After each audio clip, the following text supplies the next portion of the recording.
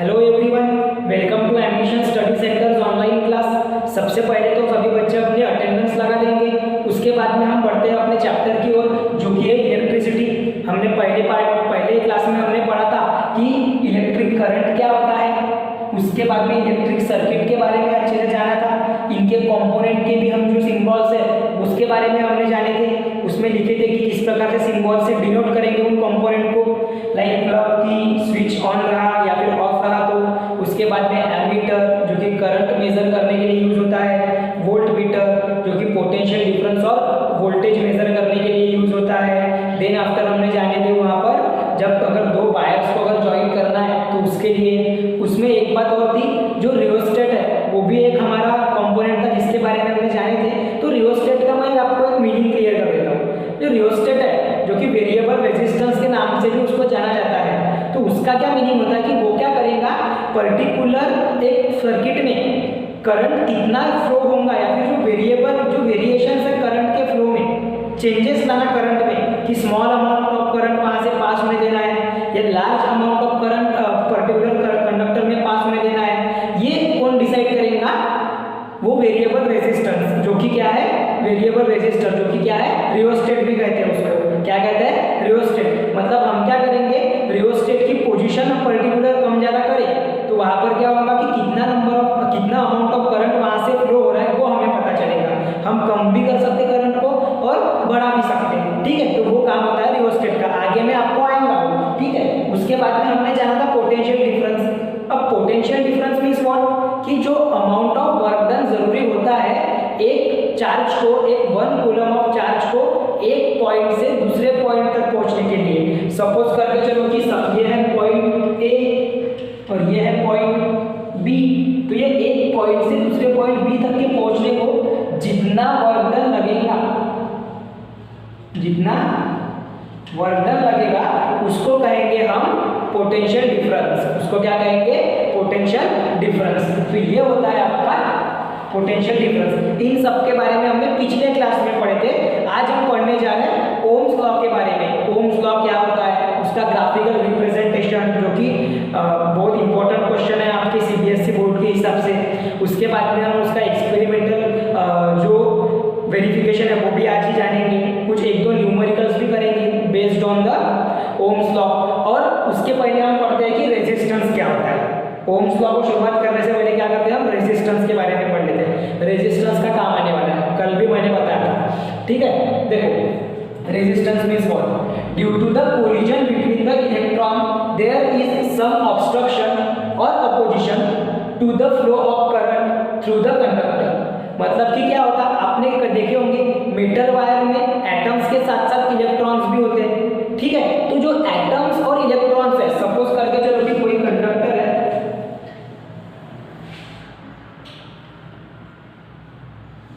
Suppose कोई conductor है जिसमें क्या है, एटम्स भी है और उसके साथ में इलेक्ट्रॉन्स भी है, एटम भी है इलेक्ट्रॉन्स भी है।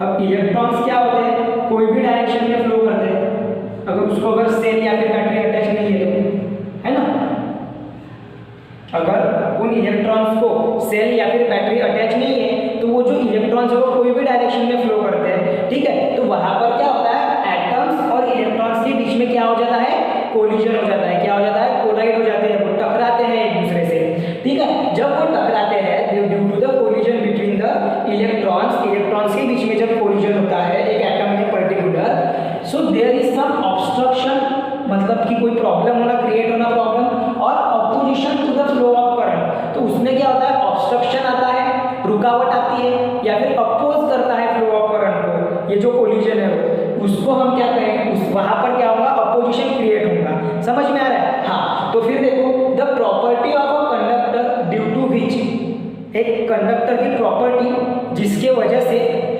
It oppose the flow of current, it is called as a resistance. ऐसी प्रॉपर्टी कंडक्टर की जिसमें वो क्या करेगा, फ्लो ऑफ करंट को अपोज करेगा, फ्लो ऑफ करंट को क्या करेगा, अपोज करेगा, ऑब्स्ट्रक्ट करेगा उसको, उसे कहा जाता है रेजिस्टेंस। उसे क्या कहा जाता है, रेजिस्टेंस। इंपॉर्टेंट है, मतलब कि फ्लो ऑफ करंट को रोकना, उस डायरेक्शन जिस डायरेक्शन में करंट फ्लो हो रहा तो उसको क्या करना, रेजिस्ट करना, रोकना उसको, वो काम कोलिजन एक पर्टिकुलर एटम में या फिर पर्टिकुलर कंडक्टर में, तो उसे कहा जाता है रेजिस्टेंस। ओके, हम अब आते हैं ओम्स लॉ के ऊपर में, और रेजिस्टेंस के बारे में डीप में और पढ़ेंगे आगे में, ओम्स लॉ में ही आएगा वो।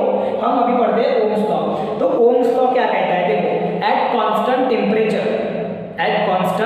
टेम्परेचर, सपोज एक कांस्टेंट टेम्परेचर पे एक कंडक्टर में क्या फ्लो हो रहा है, इलेक्ट्रिक करंट फ्लो हो रहा है। एक कांस्टेंट टेम्परेचर पे कंडक्टर में क्या फ्लो हो रहा है, इलेक्ट्रिक करंट फ्लो हो रहा है। तो वो जो इलेक्ट्रिक करंट रहेगा वो डायरेक्टली प्रोपोर्शनल रहेगा पोटेंशियल डिफरेंस को, उस कंडक्टर के पोटेंशियल डिफरेंस को वो क्या रहेगा, डायरेक्टली प्रोपोर्शनल रहेगा। क्या रहेगा, डायरेक्टली प्रोपोर्शनल। मतलब कि सपोज करके चलो from A to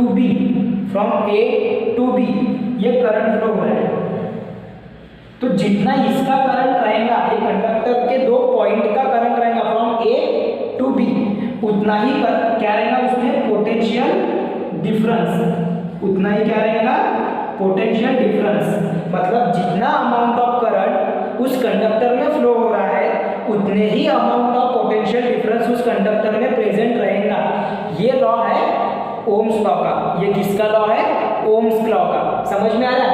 eight constant temperature constant रहेगा, the current is flowing through the conductor. ध्यान से देखो, the current flowing through the conductor is directly proportional. अभी डायरेक्टली प्रोपोर्शनल वर्ड का मीनिंग ही वही होता है कि जैसे जैसे करंट बढ़ेगा वैसे वैसे पोटेंशियल डिफरेंस भी बढ़ेगा, या फिर जैसे जैसे पोटेंशियल डिफरेंस बढ़ेगा वैसे वैसे क्या बढ़ेगा, करंट बढ़ेगा उस पर्टिकुलर कंडक्टर में। समझ में आ रहा है?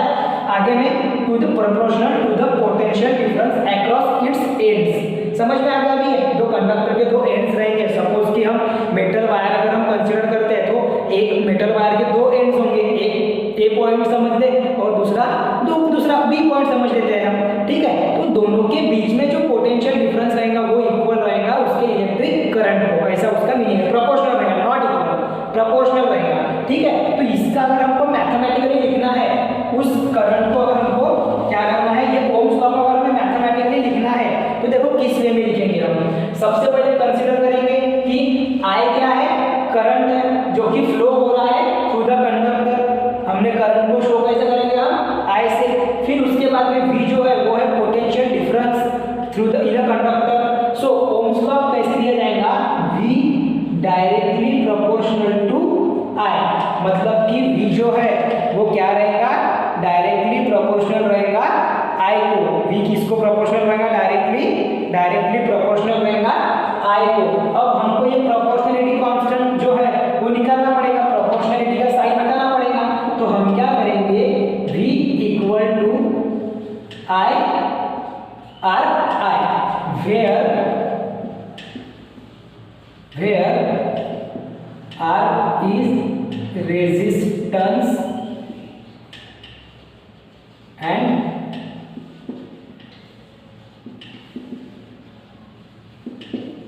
प्रोपोर्शनलिटी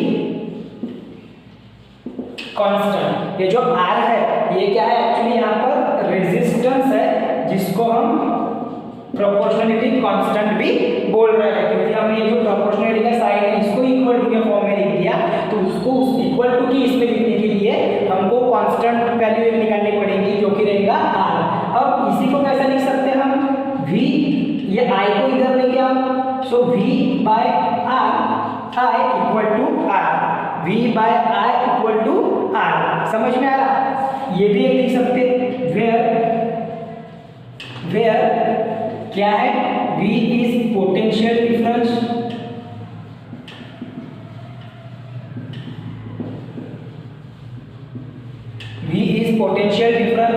उसके बाद में I क्या है आपका,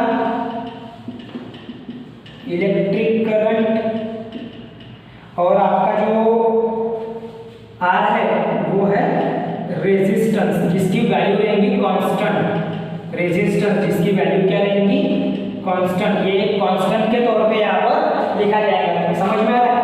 V by I equal to R। इसको ऐसा भी लिख सकते हैं, V equals to I R, V equals to I R भी लिख सकते हैं, ठीक है। इसको इक्वेशन नंबर 1 दे दो, वी बाय आई को इक्वेशन नंबर 1 दे देंगे हम, ठीक है। This is the mathematical expression for Ohm's law. ये क्या है आपका,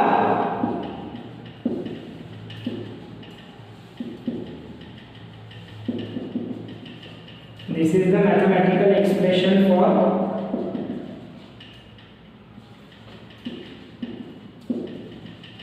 ohms law, V equal to I are.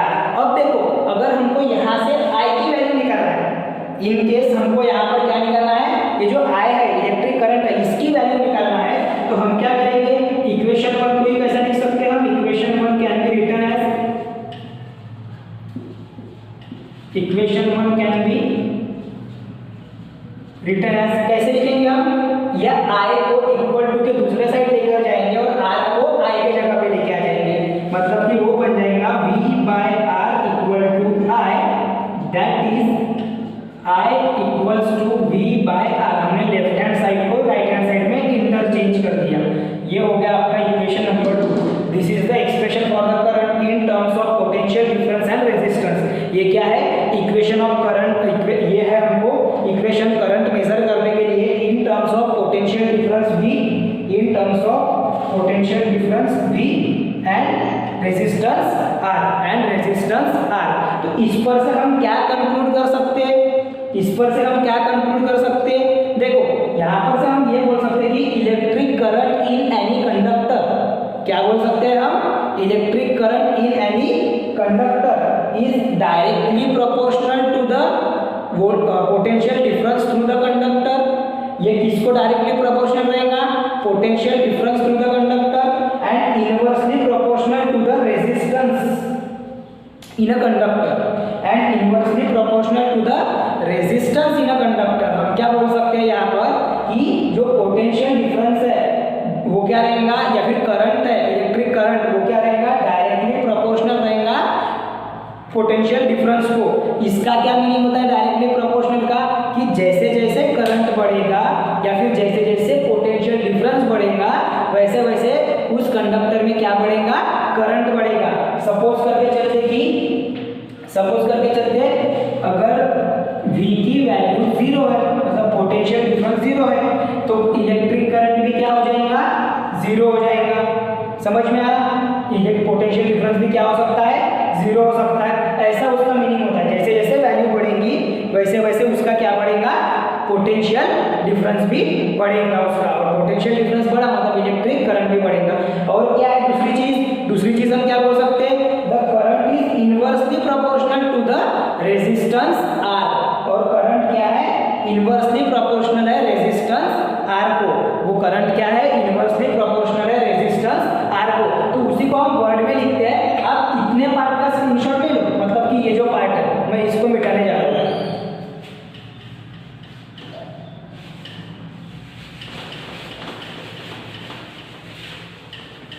तो देखो कैसे लिखेंगे, from equation 2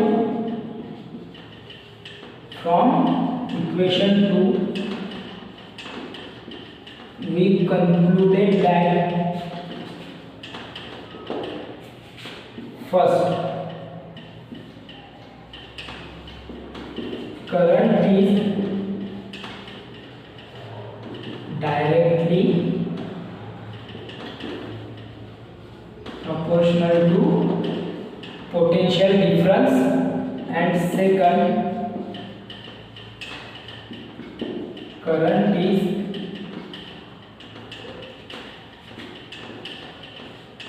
inversely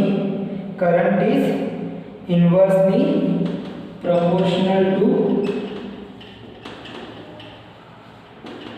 resistance R। मैंने उसको किससे शो किया, रेजिस्टेंस R से। मैंने जो इलेक्ट्रिक करंट का पोटेंशियल डिफरेंस है उसको किससे शो किया, रेजिस्टेंस R से। समझ में आ रहा, इसका मीनिंग ये है कि अगर तुम्हारे कंडक्टर में अगर पोटेंशियल डिफरेंस हमने डबल कर दिए, कंडक्टर में अगर हमने पोटेंशियल डिफरेंस डबल कर दिए, तो जो इलेक्ट्रिक करंट फ्लो हो रहा है उस कंडक्टर में वो भी क्या हो जाएगा, डबल हो जाएगा।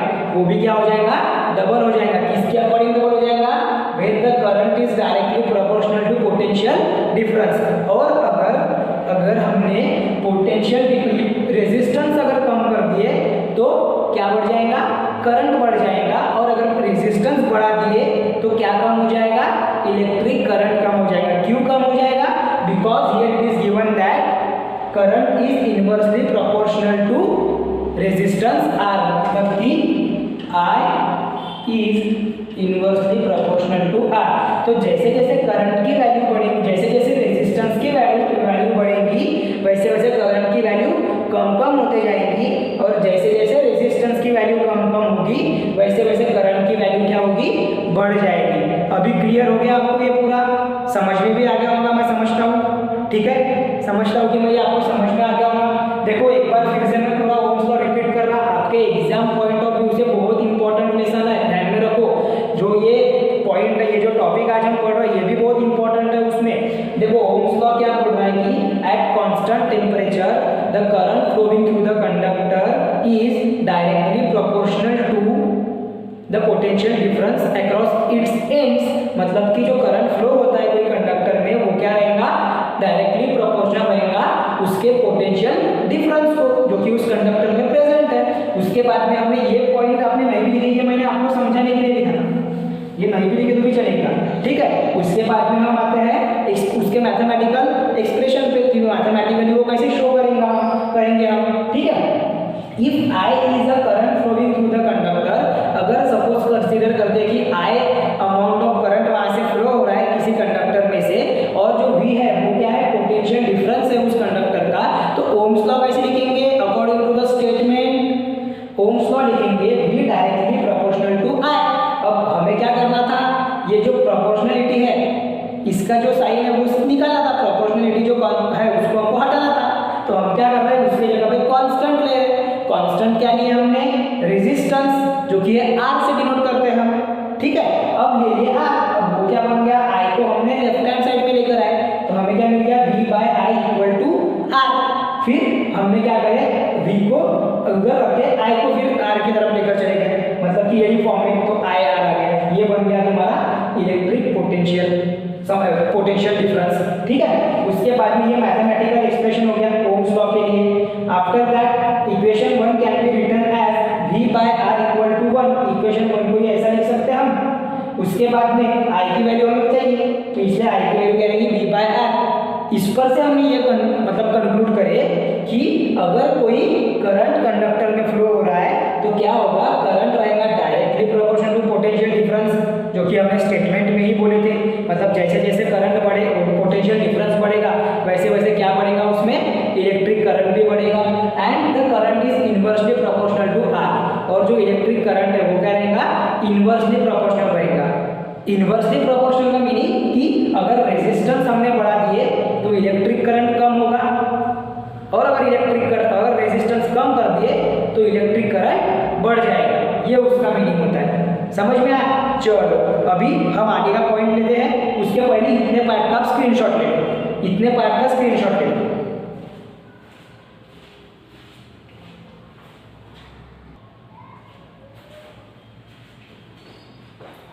चलो निकाल लिए उसका स्क्रीनशॉट।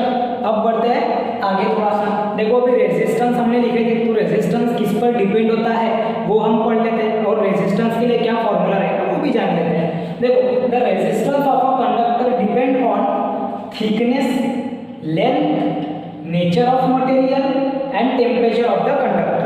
मतलब कि अगर हम कोई करंट पास करने के लिए, कुछ अमाउंट ऑफ करंट पास करने के लिए, उसमें से प्रोड्यूस करने के लिए एक कंडक्टर का यूज कर रहे हैं, तो वो जो कंडक्टर की कौन सी ऐसी प्रॉपर्टीज है जो रेजिस्टेंस के लिए डिपेंड रहेंगी, वो कौन सी रहेंगी, उसकी थिकनेस। अगर कोई मेटल वायर ले रहे हैं तो उस मेटल वायर की थिकनेस, उसके बाद में उस मेटल वायर की लेंथ, आफ्टर दैट उसका नेचर कैसा क्या है, मतलब वो गुड कंडक्टर है या बैड कंडक्टर है, या फिर अलॉय है या ओनली मेटल है ना ये। उसके बाद में टेम्परेचर ऑफ कंडक्टर भी बहुत इंपॉर्टेंट है, और ये जो चारों फैक्टर्स है ये हम पढ़ेंगे आफ्टर ओम्स लॉ का ग्राफिकल और एक्सपेरिमेंटल रिप्रेजेंटेशन होने के बाद में हम पढ़ेंगे वो चारों पॉइंट्स को अच्छे से। अभी के लिए हमको ध्यान में रखना है कि जो रेजिस्टेंस है ये किन पे डिपेंड होता है, length of a conductor, of a substance जो भी हम यूज कर रहे हैं, उसके बाद में उसका नेचर, उसके बाद में उसका टेम्परेचर, देन आफ्टर उसकी थिकनेस, कितना वो थिक है, ठीक है। अब देखो the SI unit of resistance R is ohm. जो एसआई यूनिट है वो क्या है, ओम।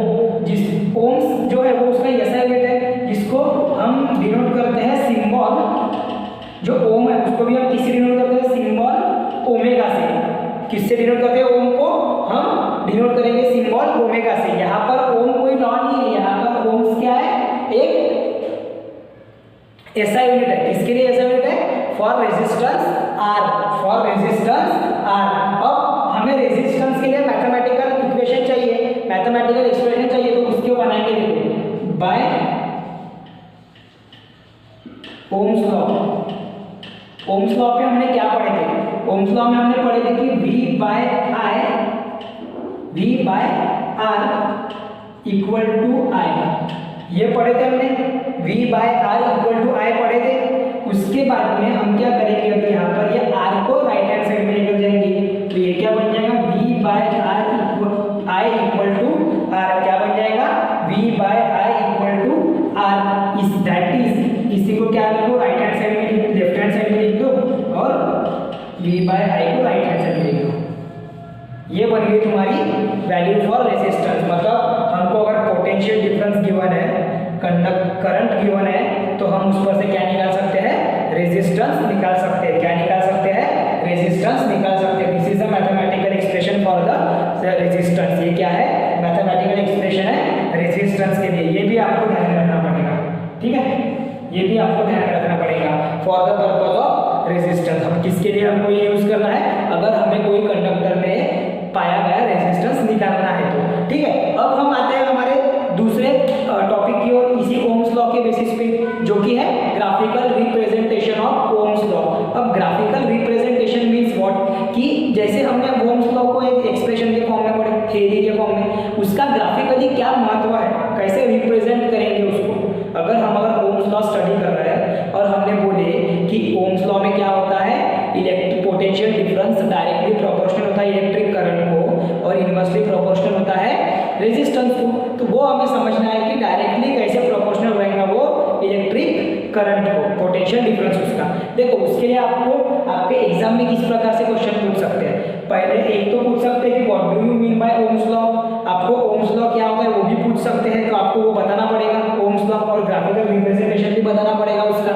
उसके बाद में आपको पूछ सकते हैं give the graphical representation of Ohm's law, मतलब जब आप ग्राफिकल रिप्रेजेंटेशन भी दोगे ओम्स लॉ का, तो उसमें भी तुमको पूरा जो अपन ने अभी ओम्स लॉ लिखे, उसके बाद में उसका मैथमेटिकल एक्सप्रेशन वो, और ग्राफिकल रिप्रेजेंटेशन, ये सारा उसमें इंक्लूड करना पड़ेगा। अब ग्राफिकल रिप्रेजेंटेशन पढ़ने से पहले हम उसको एक एग्जाम्पल पर से समझने की कोशिश करेंगे, ठीक है। हम ग्राफिकल रिप्रेजेंटेशन पढ़ने से पहले उसको क्या करेंगे, एक एग्जाम्पल लेंगे और उस पर से समझने की कोशिश करेंगे।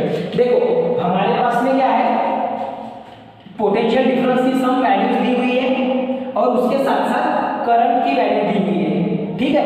तो देखो पहले पोटेंशियल डिफरेंस है, पहले वाले रीडिंग का 0.85, पहले वाले रीडिंग के लिए पोटेंशियल डिफरेंस हाउ मच, कितना है वो 0.85, और उसके लिए इलेक्ट्रिक करंट दिया हुआ है 0.05, ठीक है। अब क्या होगा, सेकंड रीडिंग में जो पोटेंशियल डिफरेंस है वो हो रहा है डबल, मतलब कि 0.85 में अगर हम 0.85 ऐड कर देते हैं तो उसका आंसर आता है 1.70, मतलब क्या हो गया आपका पोटेंशियल डिफरेंस, V की वैल्यू क्या हो गई, डबल हो गई, V की वैल्यू क्या हो गई, डबल हो गई। तो जब V की वैल्यू डबल हुई तो हम चेक कर रहे हैं कि इलेक्ट्रिक करंट भी डबल हुआ या नहीं। तो देखो पहले वाले रीडिंग में I1 अगर हम करते हैं कंसीडर, तो I1 की वैल्यू थी 0.05 और I2 की वैल्यू क्या बन गई 0.10, मतलब 5 का डबल 10, तो I2 की वैल्यू क्या बन गई 0.10 for the R2, sorry V2, for V2 के लिए I2 की वैल्यू क्या बन गई 0.10। सेम विद द थर्ड, अब ये जो है 1.7 फिर से डबल हो रहा है, और 1.7 हम ये डबल हो रहा है, मतलब हमने देखो बोले थे कि अगर पोटेंशियल डिफरेंस डबल हो रहा है तो इलेक्ट्रिक करंट भी क्या होगा, डबल होगा, बोले थे हमने। तो उस पर से हम क्या बोल रहे हैं कि यहाँ पर देखो पोटेंशियल डिफरेंस डबल हो गया तो इलेक्ट्रिक करंट भी डबल हो गया, 0.10 प्लस 0.10 डबल कर दिया उसको, तो क्या बन जाता 0.20, मतलब आ रहा है वो 0.20। हाँ, तो ये बन गया आपका I3 भी क्या बन गया 0.20, और V2 बन गया आपका, V3 बन गया आपका 3.50। समझ में आ रहा है? अब ये जो है आपको जितना भी ये डबलिंग का जो हमने बोले है, डबल जो हो रहा है एक्चुअली तुम्हारा क्या वोल्टेज जो डबल हो रहा है उसको ध्यान में रखकर, वोल्टेज जो डबल हो रहा है उसको ध्यान में रखते हुए आपको क्या ध्यान में रखना है कि आपको क्या ध्यान में रखना है, जैसे जैसे पोटेंशियल डिफरेंस बढ़ रहा है, जैसे जैसे आपका पोटेंशियल डिफरेंस बढ़ रहा है, वैसे वैसे आपका क्या हो रहा है, उस कंडक्टर में क्या हो रहा है, इलेक्ट्रिक करंट भी बढ़ रहा है, लेकिन उस कंडक्टर में क्या बढ़ रहा है, इलेक्ट्रिक करंट। तो जब हम इन दोनों के रिस्पेक्ट में क्या ड्रॉ करेंगे, ग्राफ, इन दोनों के रिस्पेक्ट में क्या ड्रॉ करेंगे, ग्राफ। तो वो जो ग्राफ रहेगा वो हमें शो करेगा एक स्ट्रेट लाइन, वो हमें क्या शो करेगा, एक स्ट्रेट लाइन। मैंने यहाँ पर ये पॉइंट प्लॉट नहीं करे, लेकिन अगर आप रफ में अगर ऐसा ग्राफ ड्रॉ करके अगर उसके पॉइंट प्लॉट करके देखोगे, तो जैसे जैसे आप उन पॉइंट को जोड़ते जाओगे पर्टिकुलर मैनर में, तो वहां पर क्या तैयार होगी, एक स्ट्रेट लाइन तैयार होगी। एक क्या तैयार होगी, स्ट्रेट लाइन तैयार होगी। इट मीन्स वो स्ट्रेट लाइन क्या शो करती है, वो जो स्ट्रेट लाइन है वो क्या शो करती है कि अगर क्वांटिटीज डायरेक्टली प्रोपोर्शनल है, अगर क्वांटिटीज डायरेक्टली प्रोपोर्शनल है, तभी जाके वहां पर क्या होगा कि पोटेंशियल डिफरेंस और करंट का जो ये रहेगा ग्राफ रहेगा, वो क्या रहेगा, स्ट्रेट लाइन में शो होगा। ऐसा उसका मीनिंग है, the straight line for the current and potential difference shows both quantities, that is potential difference and current is directly proportional. मतलब graphical representation of Ohm's law states that, graphical representation of Ohm's law state that a straight line is obtained when if potential difference and electric current through the conductor are directly proportional. The quantities for potential difference and electric current are constant. अगर वो दोनों quantities अगर constant है, मतलब कि वो electric current में, sorry वो कंडक्टर में, तो वहां पर हमें क्या शो होगा, ग्राफिकल रिप्रेजेंटेशन में एक स्ट्रेट लाइन, जो कि मैंने यहाँ पर आपको ड्रॉ भी करके दिखाया। और ये जो एग्जांपल है ये मैंने इसलिए बताया ताकि जब आप इसको प्लॉट करोगे तो वहां पर भी आपको देखने मिलेगा कि वहां पर क्या हो रहा है, एक स्ट्रेट लाइन फॉर्म हो रही है। क्या फॉर्म हो रही है, एक स्ट्रेट लाइन फॉर्म हो रही है। तो ये बन गया आपका ग्राफिकल रिप्रेजेंटेशन। आपको बताना पड़ेगा स्ट्रेट लाइन वहां पर फॉर्म हो रही है, उसके बाद में आपको वहां पर और एक है कि अगर V बढ़ रहा है, मतलब कि पोटेंशियल डिफरेंस बढ़ रहा है, तो I की भी वैल्यू बढ़ रही है, और जो V अपॉन I का जो रेशियो है वो क्या आएगा, फिर कांस्टेंट आ जाएगा। V अपॉन I का रेशियो क्या आ जाएगा, कांस्टेंट। अब वो बोलोगे आप कैसे, जैसे अगर V अपॉन I का रेशियो कांस्टेंट कैसे आएगा, देखो अगर V की वैल्यू 2 है और I की वैल्यू 4 है, दूसरे वाले के लिए V की वैल्यू 4 है और I की वैल्यू 8 है, तो V बाई I में पुट करो वैल्यू, क्या बन जाएगा 2/4, मतलब उसकी वैल्यू आएगी 1/2। फिर V/4 के लिए फिर से पुट करो तो 4/8, तो ये भी बन जाएगा 1/2। मतलब हमेशा जैसे जैसे डायरेक्टली प्रोपोर्शनल हमने बोले, तो ये जो वैल्यू है ये क्या रहेगी, कांस्टेंट रहेगी। इनकी दोनों की जो वैल्यू आएगी, मतलब दोनों का जो हम रेशियो लेंगे, जो कि किसका रेशियो है, रेजिस्टेंस का रेशियो है। एक्चुअली ये जो रेशियो ये किसके लिए है, रेजिस्टेंस के लिए। रेजिस्टेंस का फॉर्मूला देखो, रेजिस्टेंस को हम ऐसा भी डिफाइन कर सकते, रेजिस्टेंस को हम ऐसा भी डिफाइन कर सकते, it is the ratio of potential difference across the conductor and the current flowing through in it. समझ में आ रहा है, उसको ऐसे भी डिफाइन कर सकते, और वो क्या रहेगा, कांस्टेंट रहेगा, क्योंकि रेजिस्टेंस भी क्या है, प्रोपोर्शनलिटी कांस्टेंट की है। ध्यान में आ रहा है, तो ये 2 पॉइंट आपको लिखना पड़ेगा, एक्सप्लेन करना पड़ेगा। ध्यान में आ रहा है कि आपको अगर कोई डाउट होगा तो आप पूछ सकते हो, मैंने उसको ओरली पूरा समझा दिया। जब हम ग्राफिकली रिप्रेजेंट करते हैं ओम्स लॉ को, तो वहां पर क्या होगा, करंट अगर पोटेंशियल डिफरेंस और इलेक्ट्रिक करंट अगर डायरेक्टली प्रोपोर्शनल है, तो वहां पर हमें एक स्ट्रेट लाइन ऑब्टेन होगी। इसका मतलब ये है कि V/I की जो वैल्यू है वो क्या रहेगी, कांस्टेंट रहेगी, और जैसे जैसे पोटेंशियल डिफरेंस बढ़ेगा, मीन्स V की वैल्यू बढ़ेगी, वैसे वैसे I की भी वैल्यू क्या होगी, बढ़ते चली जाएगी, डायरेक्टली बढ़ेगी, मतलब सेम मैनर में बढ़ेगी। समझ में आ रहा? ये हो गया आपका graphical representation for the Ohm's law. क्या हो गया ये आपका graphical representation for the Ohm's law. अब हम पढ़ेंगे experimental verification for the Ohm's law, मतलब एक्सपेरिमेंट के हेल्प से हम वेरीफाई करने की कोशिश करेंगे ओम्स लॉ को। वेरी इजी, आपके टेक्स्ट बुक के page number I think 205, page number 205 पे आपको दिया हुआ है, जो एक्टिविटी 12.2 है उसमें आपको दी हुई है। पर ये इतने पार्ट का स्क्रीनशॉट ले लो, फिर उसको थोड़ा समझने की कोशिश करते हैं अपन।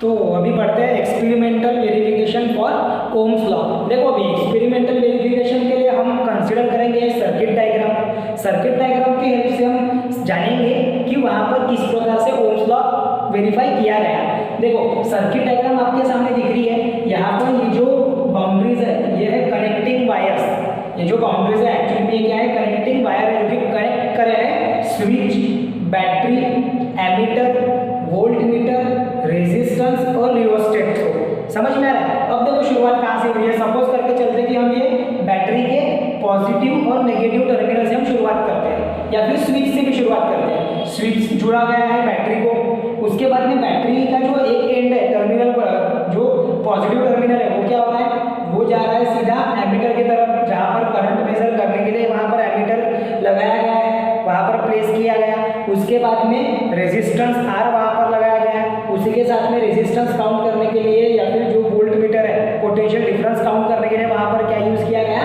वोल्ट मीटर आपको दिख रहा है डायग्राम में। साथ ही साथ में क्या लगाया गया, रियोस्टेट, जो कि क्या करेगा, वेरिएबल रेजिस्टेंस करेंगे, निकालेगा। मतलब जो चेंज इन करंट है वो किसकी वजह से होगा, रियोस्टेट की वजह से। मतलब रियोस्टेट एक ऐसा इंस्ट्रूमेंट है जिसको हम अगर स्लाइड करते रहे तो उसके अलग अलग रेजिस्टेंस हमको मिलते हैं, मतलब कि चेंज इन करंट हमको मिलता है। ठीक है, तो वो आपको दिया गया है। स्विच यहाँ पर फिलहाल में ओपन है, क्लोज कर देंगे तो फिर क्या हो जाएगा, वो ऑन हो जाएगा, है ना। अभी देखो आगे में ये हो गया हमारा एक्सपेरिमेंटल सेटअप। ये क्या हो गया हमारा एक्सपेरिमेंटल सेटअप, जिसमें से हमने शो करे हैं एमीटर को A से, वोल्ट मीटर को V से, उसके बाद में रेजिस्टेंस जो कि कंडक्टर का भी काम कर रहा है यहाँ पर, इसको हम करेंगे R से। उसके बाद में ये C जो है ये पोजीशन है किसकी, रेजिस्टेंस रियोस्टेट की पोजीशन है वो। आफ्टर दैट जो ये B है, ये जो बैटरी का सिंबल है वो है वो B, एंड स्विच के लिए S। अब देखो टू स्टार्ट द एक्सपेरिमेंट, जैसे हम एक्सपेरिमेंट स्टार्ट करते हैं तो हम स्विच को प्रेस कर देंगे, स्विच को ऑन करेंगे। जैसे हमने स्विच को ऑन करे तो क्या होगा, बैटरी में से करंट फ्लो होगा, बैटरी में से करंट फ्लो होगा, वो जाएगा थ्रू द एमीटर, वो जाएगा थ्रू द एमीटर। एमीटर पे क्या मेजर किया जाएगा, करंट। एमीटर पे क्या मेजर जाएगा, करंट। और हमने करंट जब पहली रीडिंग ले रहे हैं, तो वहाँ पर हमने जो रियोस्टेट है इसको ऐसा एडजस्ट किया है। हम जब पहली रीडिंग ले रहे हैं तो रियोस्टेट को हमने ऐसा एडजस्ट किया है कि एमीटर में उसमें से कितना करंट पास हो, बहुत ही स्मॉल अमाउंट ऑफ करंट पास हो, ऐसे उसको एडजस्ट किया है। मतलब उसकी जो पोजीशन है, रियोस्टेट की जो पोजीशन है वो क्या है, ऐसी रखी गई है कि जिससे हमको सिर्फ स्मॉल अमाउंट ऑफ करंट मिले, कम रेजिस्टेंस में। ठीक है, आगे में फिर आफ्टर दैट जो वोल्ट मीटर है वो भी क्या काउंट करेगा, यहाँ पर वोल्टेज पोटेंशियल डिफरेंस काउंट करेगा। वोल्ट मीटर क्या काउंट करेगा, पोटेंशियल डिफरेंस। तो जब हम एक्सपेरिमेंट परफॉर्म कर रहे हैं, ये अपना सेटअप हो गया पूरा। ये क्या हो गया अपना एक्सपेरिमेंटल सेटअप, जिसमें से हमने स्विच को ऑन करे तो वहां से अभी क्या शुरू हो गया, करंट फ्लो होना शुरू हो गया। अब जब हमने रियोस्टेट को ऐसे पोजीशन पे रखा है जहाँ पे हमें सिर्फ कम अमाउंट ऑफ करंट मिल रहा है, तो पहली जो रीडिंग रहेगी वो थोड़ी स्मॉल रहेगी। तो हम क्या करेंगे, पहले रियोस्टेट को initially so adjusted that small current passes through the circuit. हमने रियोस्टेट को ऐसे एडजस्ट किया कि वहां से सिर्फ कम amount of current, small current वहां से क्या हो, पास हो। So ammeter reading is now noted. तो उसके बाद में हम किसको नोटेट करेंगे, एमीटर के रीडिंग को नोटेट करेंगे, नोट कर देंगे, उसकी रीडिंग को लिखेंगे। साथ ही साथ में कौन सी रीडिंग लिखेंगे, वोल्ट मीटर की। किसकी रीडिंग लिखेंगे, मीटर की भी। आफ्टर दैट हम क्या करेंगे, current in the circuit is now increase step by step. ये जो एक्सपेरिमेंट है इसमें क्या होगा कि स्टेप बाय स्टेप धीरे धीरे करके रियोस्टेट की पोजीशन चेंज करें, क्योंकि रियोस्टेट जो है वो क्या है, सॉलिड बोल रहा स्लाइडिंग पोजीशन में रहता है, ठीक है। वो कौन से पोजीशन में रहेगा, स्लाइडिंग पोजीशन में। तो स्लाइड करते करते उसकी जो पोजीशन अगर हम चेंज करेंगे तो हमको करंट में भी वेरिएबिलिटी दिखेंगी, मतलब वहाँ पर भी वेरिएबल होगा करंट, अलग अलग आएगा करंट, ठीक है। तो करंट के लिए जो रीडिंग है वो भी डिफरेंट आएंगी।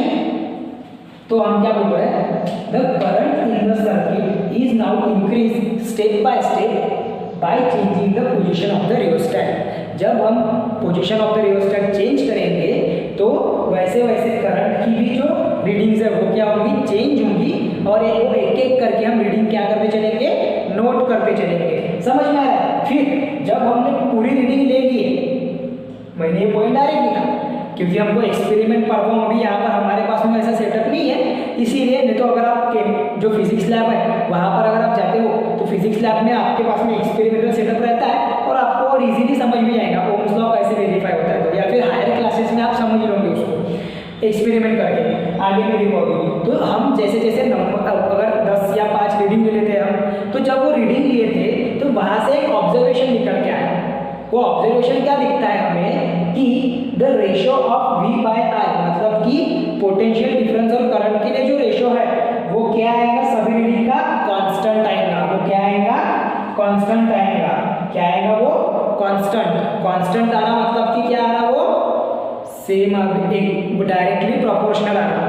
कांस्टेंट आ रहा मतलब कि क्या आ रहा, वो डायरेक्टली प्रोपोर्शनल, मतलब जैसे जैसे वोल्टेज बढ़ेगा वैसे वैसे करंट भी बढ़ते चले जाएगा, और जैसे जैसे वोल्टेज कम होगा वैसे वैसे करंट भी क्या होगा, कम होगा। समझ में आ रहा है, समझ में आ रहा है। ये उसका मीनिंग होता है, डायरेक्टली प्रोपोर्शनल है तो जितना वोल्टेज बढ़ा उतना वैसा उसका क्या बनेगा, करंट, और उनकी जो दोनों का रेशियो का जो वैल्यू आएगा वो क्या आएगा, कांस्टेंट, मतलब कि R की वैल्यू मिलेगी हमें। किसकी वैल्यू मिलेगी, R की, क्योंकि हमने V by I equal to क्या कंसीडर करे है, R। टोटल रेजिस्टेंस मिलेगा हमें। कौन सा रेजिस्टेंस मिलेगा, टोटल रेजिस्टेंस। ध्यान में आ रहा है, ध्यान में आ रहा है अभी। तो ये था एक्सपेरिमेंटल सेटअप, वेरी इजी। मैं ऐसे ओरली भी आपको बता देता हूँ। हमने क्या करा, सबसे पहले तो ये सर्किट डायग्राम आपको याद रखना पड़ेगा। यहाँ पर हमने जब स्विच को ऑन करे तो करंट फ्लो होना शुरू हुआ। फिर हमने क्या करा स्टार्टिंग में कि रियोस्टेट को ऐसे एडजस्ट करें कि वहाँ से सिर्फ स्मॉल अमाउंट ऑफ करंट ही पास हो। तो पहली रीडिंग ली, फिर स्टेप बाय स्टेप क्या करते गए, करंट की जो रीडिंग्स है वो लेते गए by sliding the position of rheostat, मतलब चेंज करते गए हम पोजीशन किसकी, रियोस्टेट की। तो जैसे जैसे पोजीशन चेंज करें तो हमको करंट की भी अलग अलग वैल्यूज मिलती गई, हमको पोटेंशियल डिफरेंस की भी डिफरेंट वैल्यूज मिलती गई। तो वहाँ पर क्या हो रहा था कि जैसे जैसे पोटेंशियल डिफरेंस मतलब V की जो वैल्यू है वो बढ़ रही थी, वैसे वैसे करंट की भी वैल्यू क्या हो रही थी, बढ़ रही थी। इसका मीनिंग ये होता है कि जो कांस्टेंट वैल्यू हम निकाले थे रेजिस्टेंस के लिए वो हमें यहाँ पर भी मिल रहा था, और इस पर से हमने ये बताया कि ओम्स लॉ जो है जहाँ पर हमने बोले थे कि potential difference is directly proportional to current is verified, वो क्या हो गया है, वेरीफाई हो गया है। और यही था अपना experiment to verify the Ohm's law, यही था हमारा experiment to verify the Ohm's law. समझ में आ रहा है, समझ में आ रहा है अभी। हाँ, अब वहाँ पर एक गुड कंडक्टर्स की डेफिनेशन दी हुई है, एक गुड कंडक्टर की डेफिनेशन दी हुई है। तो गुड कंडक्टर किसे कहेंगे, the substances which have the very low electrical resistance, ऐसे सब्सटेंसेस जिनमें इलेक्ट्रिकल रेजिस्टेंस काफ़ी लो है, मतलब काफ़ी कम अमाउंट में है, जहाँ से इलेक्ट्रिक करंट प्रॉपरली फ्लो होता है, उसे कहेंगे गुड कंडक्टर। उन सब्सटेंसेस को क्या कहेंगे, गुड कंडक्टर। और दो substances which have comparatively high electrical resistance, और ऐसे सब्सटेंसेस जिनमें हाई इलेक्ट्रिकल रेजिस्टेंस रहेगा उन्हें कहा जाएगा रेजिस्टर। उन्हें क्या कहा जाएगा, रेजिस्टर। मतलब कि कैसा, देखो गुड कंडक्टर्स क्या होंगे,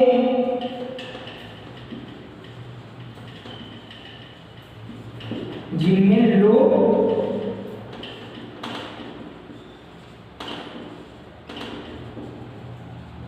इलेक्ट्रिकल रेजिस्टेंस है, जिनमें लो इलेक्ट्रिकल रेजिस्टेंस है, मतलब जो इलेक्ट्रिक करंट को रेजिस्ट नहीं करते ज़्यादा अमाउंट में, उसको कहेंगे गुड कंडक्टर। और गुड रियोस्टेट किसे कहेंगे, रेजिस्टर किसे कहेंगे, गुड रेजिस्टर किसे कहेंगे, गुड रेजिस्टर कहा जाएगा having a high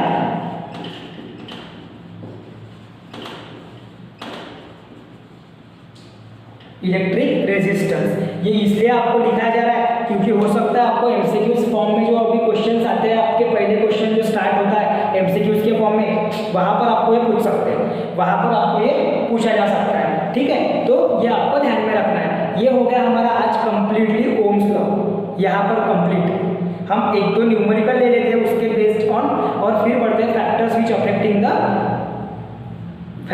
affecting the potential difference, हाँ resistance on of a conductor. मतलब रेजिस्टेंस ऑफ कंडक्टर जो है वो किस फैक्टर पर डिपेंड करता है, जैसे हमने लेंथ, थिकनेस, टेम्परेचर और नेचर ऑफ सब्सटेंस ये हमने पढ़े थे ना, मटेरियल, वो हम पढ़ लेते शॉर्ट में।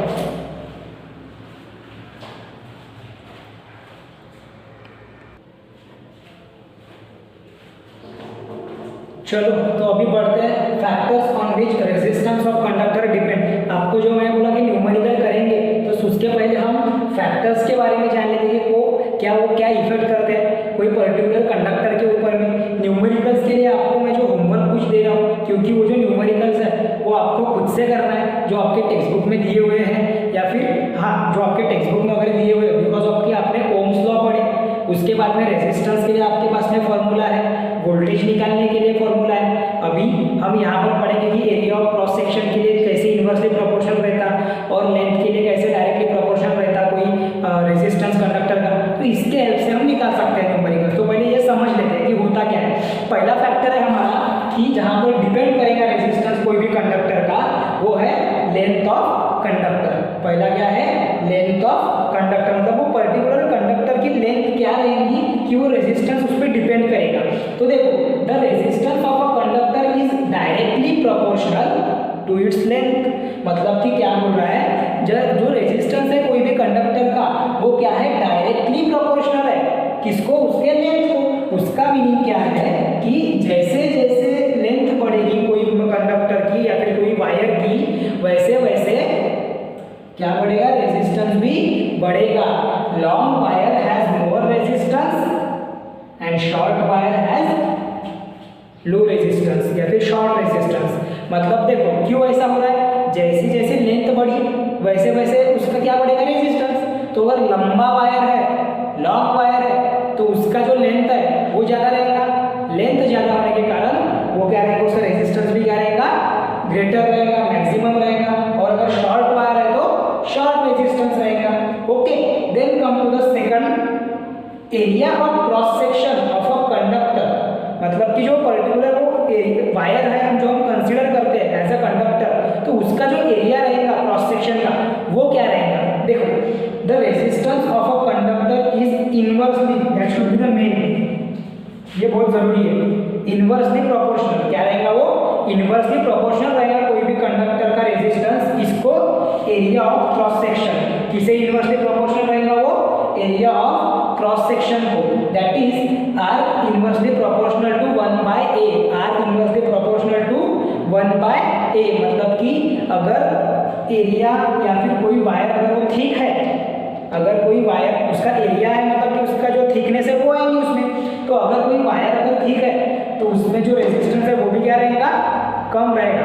और अगर वायर थिक नहीं है, थिन है, तो रेजिस्टेंस क्या रहेगा, ज़्यादा रहेगा। जितना ज़्यादा एरिया उतना कम रेजिस्टेंस, और जितना कम एरिया वायर का उतना ज़्यादा रेजिस्टेंस, ऐसा उसका मीनिंग होता है। ठीक है, उसके बाद में आते हैं हमारे तीसरे पॉइंट की ओर। तीसरा पॉइंट क्या कह रहा है कि कुछ नेचर जो रहेगा मटेरियल का वो भी इफेक्ट करेगा। लाइक अब अगर हम बात करेंगे अच्छे कंडक्टर्स की, तो मेटल्स आते हैं, उसमें अलॉय भी आते हैं, जो कि मिक्सचर रहता है 2 से ज़्यादा एलिमेंट का या फिर 2 से ज़्यादा मेटल्स का, है ना। तो वहाँ पर क्या हो रहा है कि अगर हम बात करेंगे कुछ मटेरियल जिनका ऑलरेडी रेजिस्टेंस ही लो रहता है देन अदर, और कुछ एलिमेंट ऐसे मटेरियल ऐसे रहते हैं जिनका रेजिस्टेंस पहले से ही हाई रहता है। लाइक निक्रोम जो अलॉय है, निक्रोम जो है वो अलॉय है, तो निक्रोम जो है ना उसका जो रेजिस्टेंस है वो 60 टाइम्स ज़्यादा है किससे, कॉपर वायर से। कॉपर वायर से जो निक्रोम का जो वायर होगा उसका रेजिस्टेंस जो 60 टाइम्स क्या है, मोर है, ज़्यादा है, तो उसका ऑब्वियस है कि जो रेजिस्टेंस है वो भी ज़्यादा रहेगा। मतलब वो किस टाइप का मटेरियल है, उसका क्या नेचर है उस मटेरियल का, उसकी क्या प्रॉपर्टीज है, वो डिफाइन करेगा उसका रेजिस्टेंस। समझ में आ रहा है? उसके बाद में आता है इफेक्ट ऑफ टेम्परेचर। हमारा जो चौथा पॉइंट है वो क्या है? Effect of temperature. जैसे इफेक्ट ऑफ टेम्परेचर क्या बोलता है कि with the rising in temperature of pure metal, जैसे जैसे प्योर मेटल का टेम्परेचर राइज करते हैं हम, वैसे वैसे रेजिस्टेंस ऑल्सो इंक्रीज, उसका जो रेजिस्टेंस है वो भी क्या होगा? इंक्रीज होगा। With the lowering in temperature resistance also get decrease, क्या होगा? रेजिस्टेंस कम हो जाएगा। मतलब कि वेरी सिंपल दैट वन, अगर टेम्परेचर बढ़ रहा है कोई मेटल का तो उसका रेजिस्टेंस भी बढ़ेगा, अगर टेम्परेचर कम हो रहा है तो रेजिस्टेंस भी क्या होगा उस मटेरियल का? कम होगा। ये आपको ध्यान में रखना है, ठीक है? ये आपको ध्यान में रखना है। चलो इतने पार्ट का स्क्रीनशॉट ले लो, इतने पार्ट का स्क्रीनशॉट ले लो।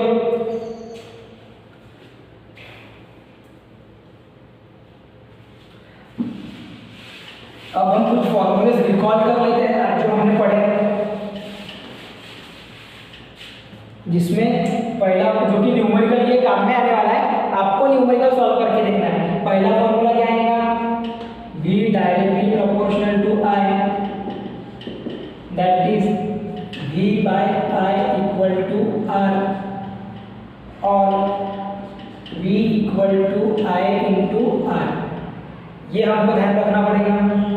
दूसरा क्या ध्यान रखना पड़ेगा? अगर वोल्टेज निकालना है तो ये, अगर करंट निकालना है तो V बाय R, अगर करंट की वैल्यू निकालना है तो V बाय R। अगर हमें वोल्टेज और करंट दोनों दिया हुआ है और रेजिस्टेंस निकालना है तो उसके लिए V बाय I। समझ में आ रहा है? समझ में आ रहा है? ये तीन फॉर्मूले हमने पढ़े तो वो ध्यान में रखना पड़ेगा। उसके बाद में हमने बोले कि आफ्टर दैट और कोई फॉर्मूला हमने आज पढ़े क्या? नहीं, हमको इतने फॉर्मूलेस के बेसिस पे हमें क्या करना है? वो न्यूमेरिकल जो है, इन फॉर्मूले के बेसिस पे जो न्यूमेरिकल है उनको सॉल्व करते चलना है। ओके, तो ये याद में रखना है, इसको अपने नोट्स में भी बनाना। जब आप अपने नोट्स बनाओगे उसमें पूरा आपको करते चलना है। नोट्स बना के ध्यान में रखना कि आपको टेक्स्ट बुक भी रेफर करना है। आपका जो टेक्स्ट बुक का जो सिलेबस है उसी में से पूरा आएगा। जो अच्छे बच्चे हैं वो क्या करेंगे? रेफरेंस बुक भी अपने साथ में रेफर करेंगे ताकि उनको नंबर ऑफ एक्स्ट्रा क्वेश्चंस मिल जाते हैं। देन आफ्टर उन लोगों को होता है कि जो थोड़ा और कॉन्सेप्चुअल जो पार्ट है वो भी अपना कवर हो जाता है। हम यहाँ पर जो पढ़ रहे हो अभी, ये एक्चुअली में कॉन्सेप्ट वाइज पढ़ रहे हो पूरा। देखो, हमने जाने की ओम्स लॉ क्या है, उसका ग्राफिकल रिप्रेजेंटेशन, उसका एक्सपेरिमेंटल सेटअप। अब हमने पढ़े कौन से ऐसे फैक्टर्स है जो डिपेंड करते हैं पर्टिकुलर रेजिस्टेंस के लिए कोई कंडक्टर के, है ना? तो ये सारी चीज़ों का अगर नॉलेज है, उसके बाद में आपको कोई भी एग्जाम्पल पूछ ले, क्वेश्चंस जो भी पूछ ले पेपर में, आपको जमेंगे। बस प्रैक्टिस लगेंगी और कॉन्सेप्ट क्लियर होगा। ओके, चलो। सो देखो, अभी यहाँ तक कि आपको पूरा समझ में आ गया होगा, मैं आज से होप करता हूँ। अगर कोई डाउट रहता है तो अपने कमेंट बॉक्स में कमेंट कर सकते हो। एंड आपको अटेंडेंस लगा लेनी है अपने लास्ट में। आप ध्यान रखते जाओ कि आपको अटेंडेंस लगाते रहना है।